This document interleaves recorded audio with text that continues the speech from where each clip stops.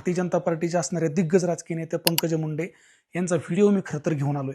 हा video actually जुना आहे, परंतु हा लोकांसमोर येणं अत्यंत गरजेचं होतं. विषय जातीचं येत नाही, विषय धर्माचा येत नाही, परंतु हे राजकीय नेते जे समाजाला अक्कल देतात, जे मतदारांना ज्ञान पाजतात, जे लोकांना सांगतात की जातीवाद करू नका, आणि स्वतः पंकजा मुंडे जातीवाद करतात. पंकजा मुंडे एका सभास्थळी गेलेल्या आहेत.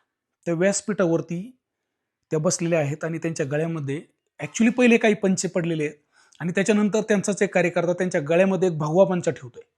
पहा, बाकीचे पंचे गळ्यामध्ये ठेवणाऱ्या पंकजा मुंडे भगवा पंचा स्वतःच्या हातानं काढून खाली टाकण्याचा प्रयत्न करतात. भगव्या रंगाचं तुम्ही अस्तित्व कोणीच संपू शकत नाही. जगाच्या पाठीवर बी असा कोणी आला नाही का जो भगव्याचं अस्तित्व संपू शकतो.